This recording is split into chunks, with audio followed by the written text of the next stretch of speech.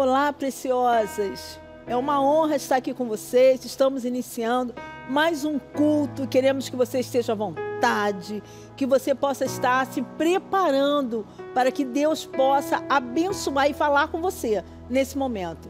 Então, já convida as amigas, manda esse link para outras mulheres, porque nós estaremos aqui louvando ao Senhor, escutando a sua palavra e nos preparando para receber algo muito especial vindo do trono, direto do trono de Deus.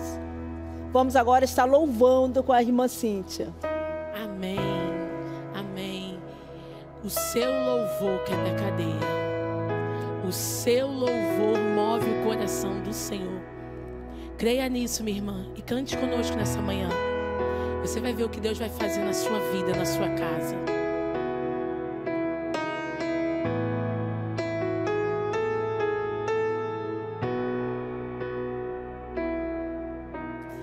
Deus não rejeita oração. Oração é alimento.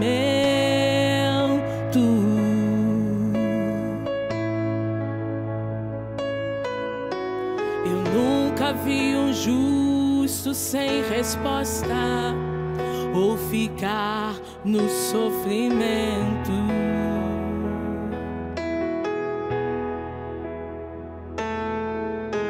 E basta somente esperar o que Deus irá fazer.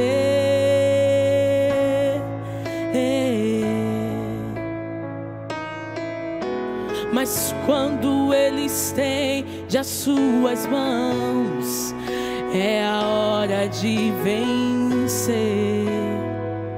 Então louve, simplesmente louve. Tá chorando, louve. Precisando, louve. Tá sofrendo, louve. Não importa, louve. Seu louvor invadiu céus. E Deus vai na frente, abrindo o caminho, quebrando as correntes, tirando os espinhos, ordena os anjos pra contigo lutar. Ele abre as portas pra ninguém mais fechar. Ele trabalha pra que nele confie, caminha contigo de noite ou de dia. Erga suas mãos, sua bênção chegou. Comece a cantar com muito louvor, com muito louvor, com muito louvor, com muito louvor. Escuta bem isso aqui para você entender. E a gente precisa entender o que Deus está falando.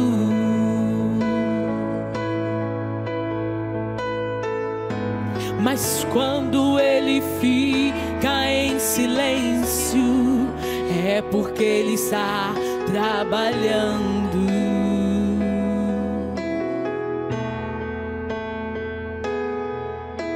Mas basta somente esperar o que Deus irá fazer.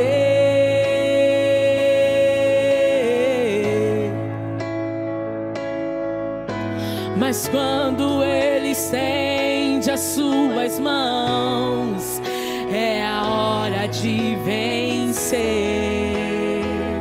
Então louve, simplesmente louve. Tá chorando, louve. Precisando, louve. Tá sofrendo, louve. Não importa, louve. Seu louvor invade os céus. E Deus vai na frente, abrindo o caminho, quebrando as correntes, tirando os espinhos, ordena os anjos pra contigo lutar. Ele abre as portas pra ninguém mais fechar. Ele trabalha para quem nele confia, caminha contigo de noite ou de dia. Erga suas mãos, sua bênção chegou. Comece a cantar com muito louvor, com muito louvor, com muito louvor, com muito louvor, com muito louvor, com muito louvor, com muito louvor, com muito louvor.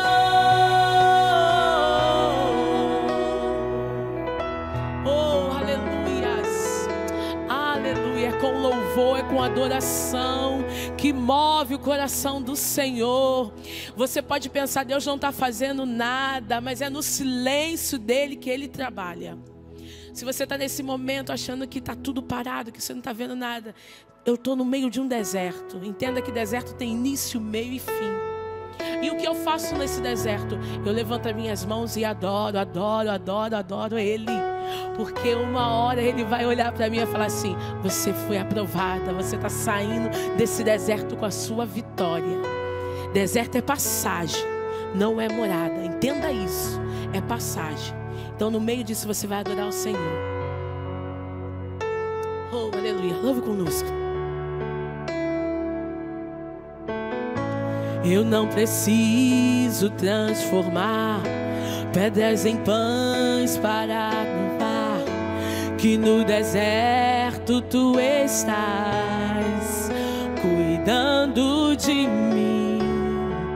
Do lugar alto não vou me lançar só para demonstrar o teu poder. Eu não preciso ver fenômenos pra crer em ti. Não troco nossa comunhão pelo prazer de conquistar palácios, riquezas. Como num deserto isso vai passar. Por isso resistindo estou. E quando as minhas forças se esgotar, o teu anjo vai me alimentar. E te adorar é o que sustenta-me de pé. Não vou perder a guerra de louvar em meio às tentações. É mais que estratégia. Eu posso não ver o amanhã, mas hoje sei que esse deserto vai chegar ao fim. O Senhor está cuidando de mim. Eu não preciso transformar pedras em pães para provar que no deserto tu estás cuidando de mim.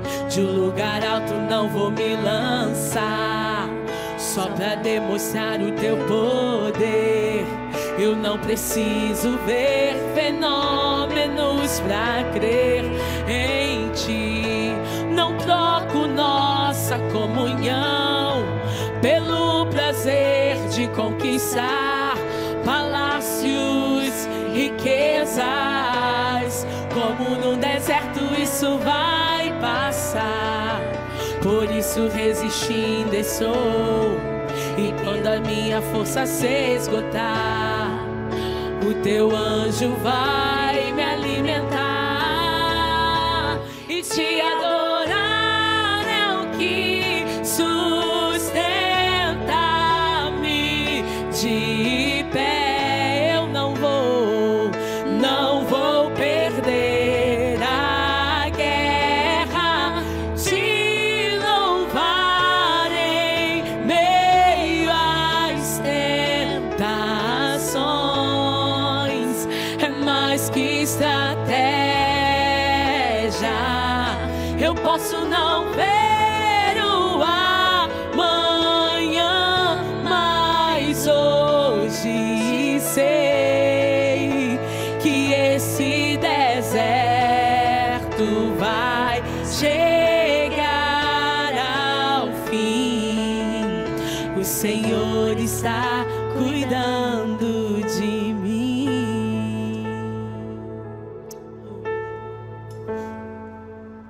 Amém, aleluia.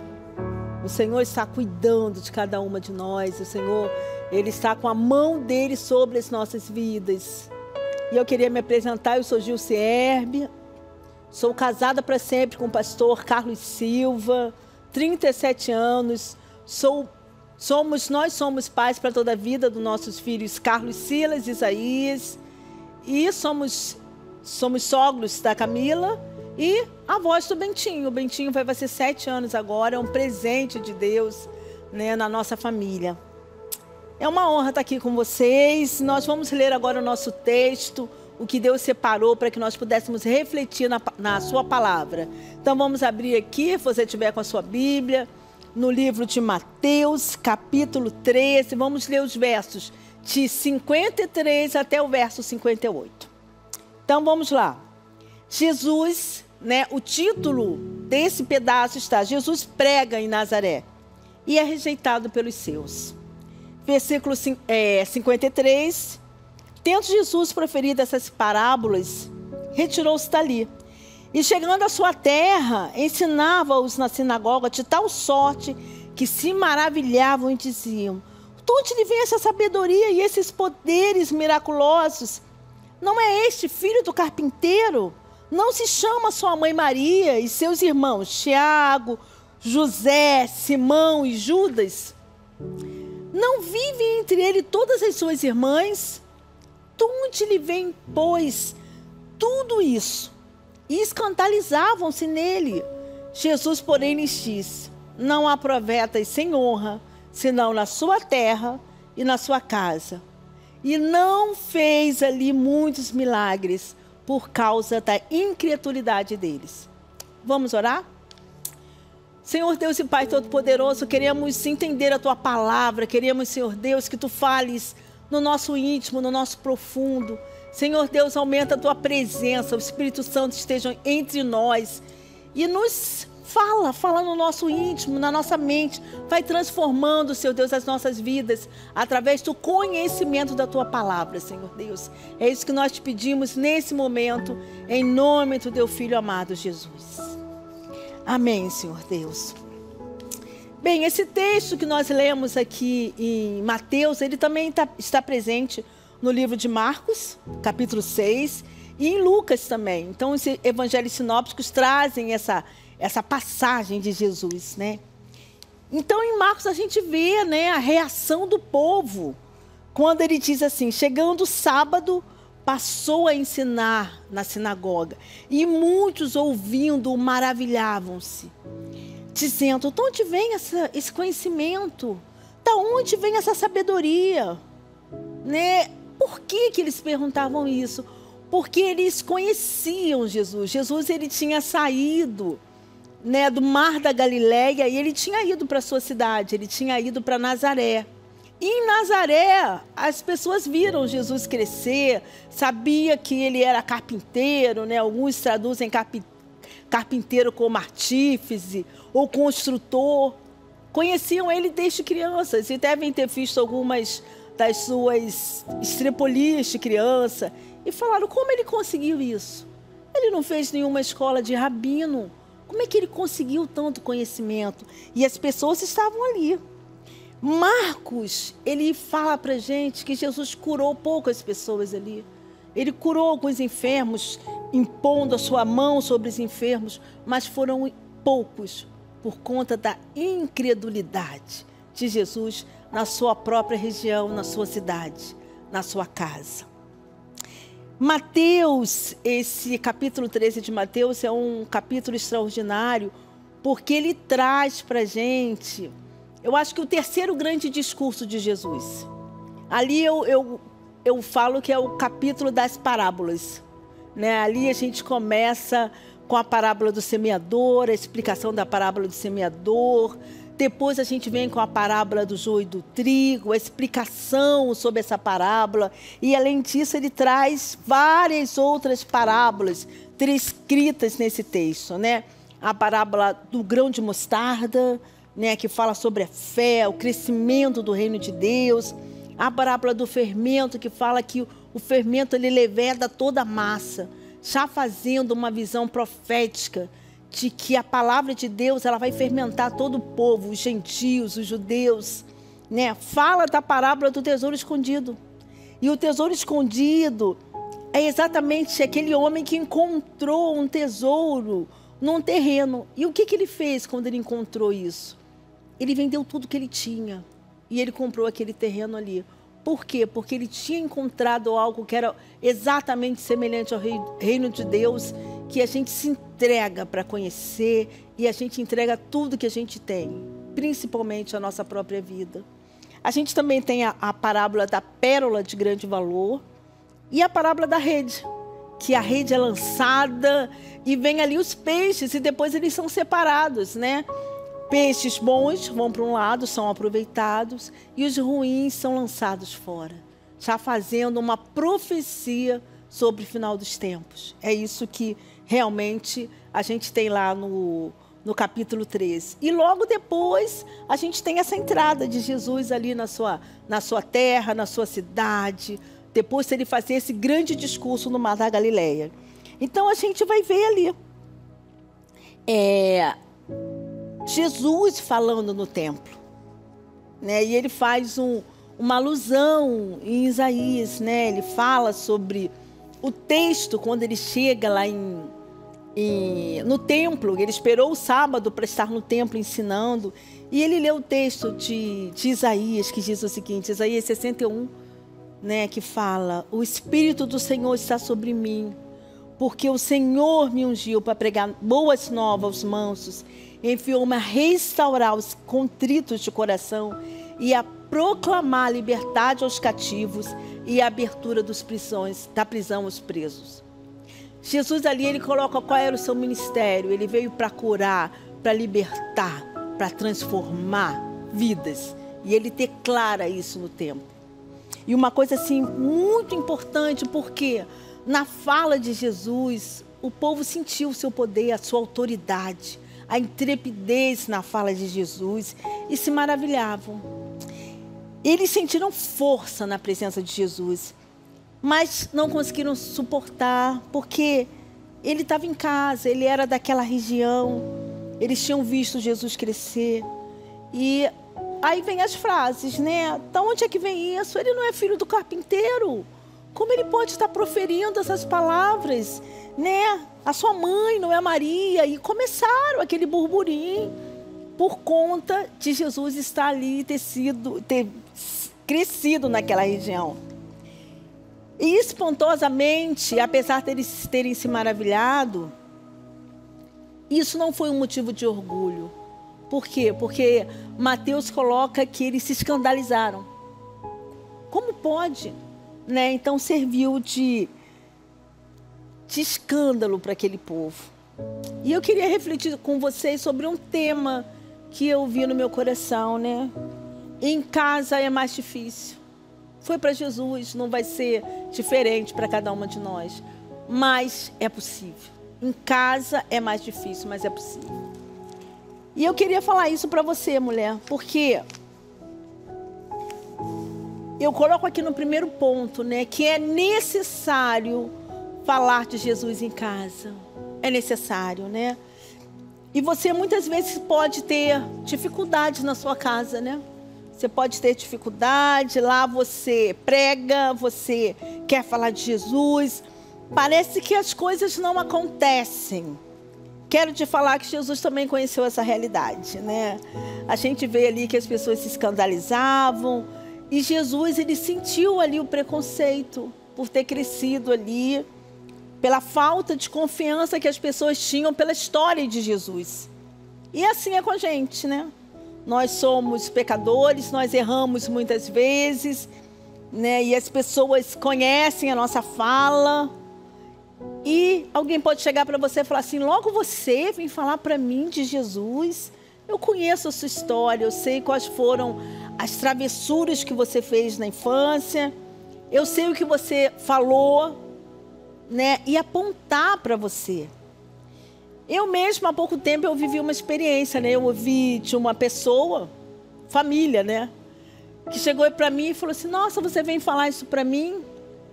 Né? Eu conheço o que está acontecendo na sua família.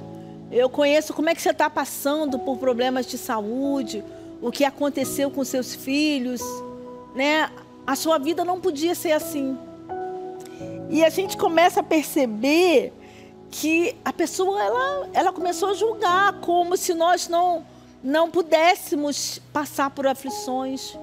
E é desconhecimento da palavra mesmo, porque lá em João 16:33 diz pra gente: no mundo tereis aflições, mas tem de bom ânimo.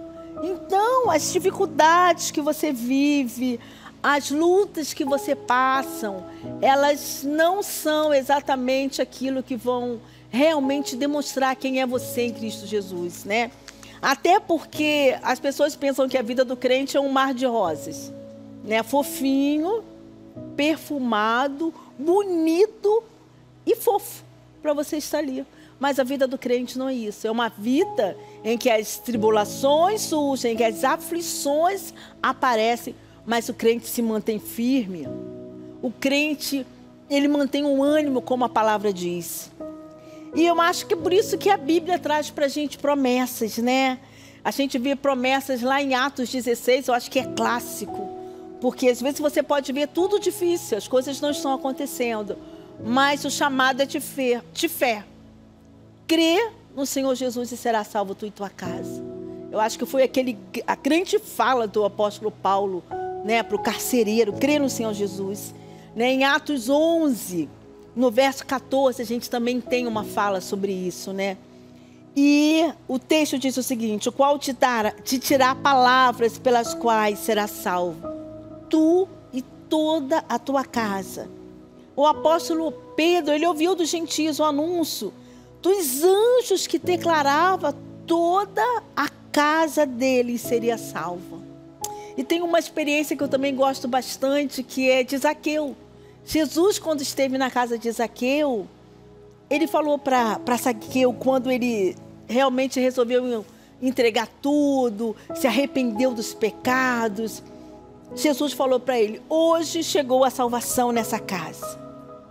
Ele não chegou para Zaqueu e falou assim: ó, chegou a salvação para você, chegou para sua casa. Porque quando alguém se posiciona ao lado de Jesus, toda a casa é transformada. Zaqueu ouviu isso. E eu vi que essa palavra também era para mim. E é uma palavra para você. Chegou a salvação na sua casa. Então, não se entristeça. Não fique triste. Tem uma outra experiência que eu acho assim extraordinária, que é a experiência de Jairo. Jairo estava com a filha enferma em casa e ele foi procurar Jesus. E quando ele estava com Jesus, chegou ali um dos principais da sinagoga e falou para ele assim: a sua filha já morreu, não incomode mais o mestre, né? Mas Jesus falou para ele, né: não temas, crê somente e será salvo. Jesus ouviu o que ele tinha falado. Ele, na hora que chegaram para ele, já morreu, não incomode mais o mestre. Ele podia ter desistido, ter pego ali a bolsinha dele e ter ido embora. Mas ele não se comoveu com aquela fala, porque ele sabia, ele conhecia o poder de Jesus transformador. E você também tem que conhecer o poder transformador de Jesus. O poder de cura, de restauração, de salvação em todas as famílias, né? E uma coisa muito importante que eu quero falar para você: não tema, crê somente. A mesma palavra que Jesus falou para o Jairo, ela tem que estar em nossos corações. Creia que a sua casa vai ser salva. Creia que haverá transformação. Porque alguém vai chegar para você e vai falar: seu filho não tem mais jeito. seu marido, não, esse homem não tem conserto, né? O seu emprego, não, você já perdeu, não vai ter. Esse concurso não é para você. Você não tem capacitação para ele. Então você vai ouvir de Jesus. Creia. Creia somente. E isso é importante, você ter isso no seu coração. Que mesmo que chegue alguém que fale para você, não incomode mais o mestre. Persevere. E aí vem nosso segundo ponto, né?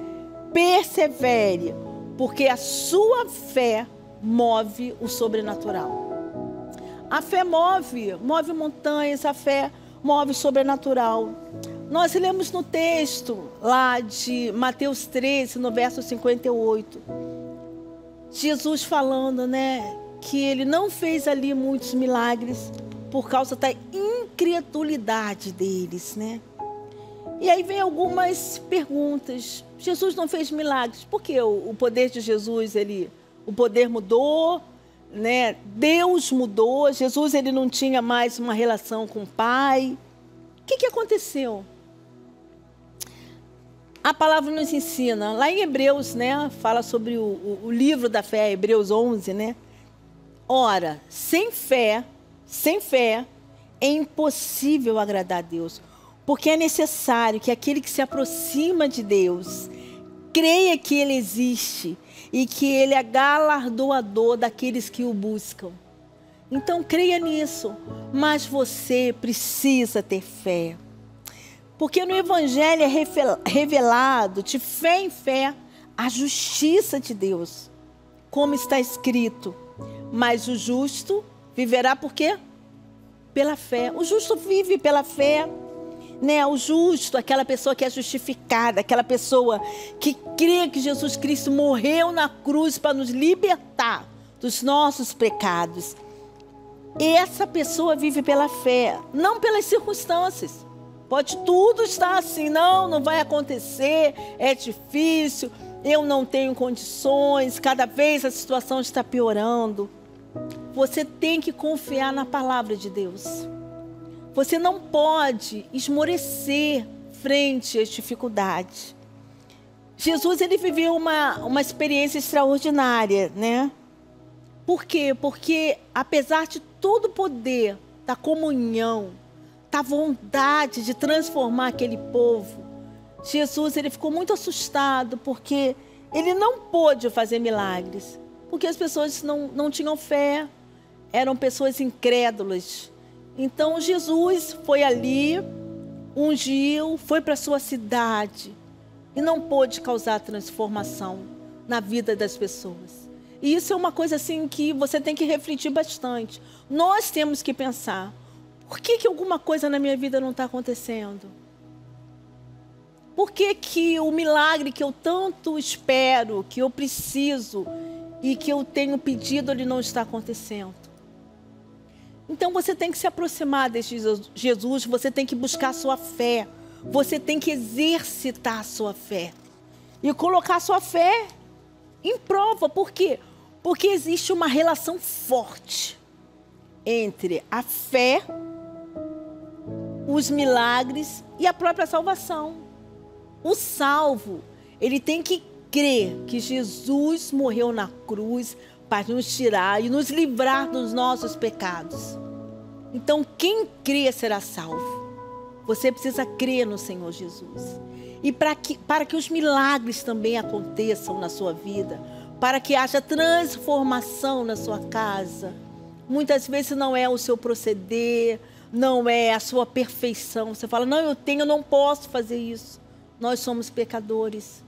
Mas nós podemos nos arrepender das nossas falhas e colocar todos os nossos pedidos na mão de Jesus.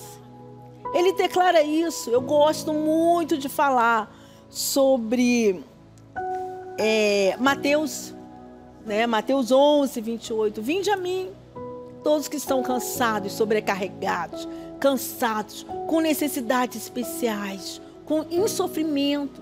Venha a Ele. Creia que Ele é exatamente toda a proposta para a transformação das nossas vidas. Mas Se existe fé, eu posso descansar. Não, eu creio e eu descanso que as coisas vão acontecer. Não, não é só isso. A palavra tem mais um alerta para cada um. Você tem que agir. Tiago, ele fala muito sobre isso, né? Por quê? Porque a fé sem obras é morta. Então nós temos que continuar trabalhando, pregando, vendo a oportunidade de servir na nossa casa, de falar da palavra, tempo, fora de tempo. Você tem que estar ali cuidando da sua casa e trabalhando, vendo toda a oportunidade. Abre uma célula na sua casa. Ela fala, mas meus filhos não vão aceitar. Deixa eles verem o mover de Deus, a sua transformação, o seu cuidado, as pessoas se convertendo, chegando na sua casa, que ele vai entender o que é isso, que movimento é esse. Esteja na sua igreja. Não assista culto em casa, não. Esse aqui você pode assistir em casa, porque ele é só online. Mas venha para a igreja, venha para a casa de Deus. Se fortaleça dentro da palavra de Deus. Se fortaleça com os irmãos. Ore com outras mulheres. Você tem vindo no culto Preciosa? Você tem se alimentado com outras mulheres, chorado. Porque é uma onda, né? Quando você está do lado de uma mulher que começa a chorar, você chora junto, a quem está do seu lado vai chorar. E nós fazemos um verdadeiro mover no céu. Porque as mulheres têm esse poder de se unirem, de uma sentir a dor da outra e nós estarmos juntas, orando e colocando as nossas vidas e a vida de quem está do nosso lado nas mãos de Deus. Não perca essa oportunidade de fortalecer a sua fé, de mover e de realmente ter as suas obras colocadas diante de Deus. E eu quero falar mais uma coisa para você, não desista. Não desista frente às dificuldades, né?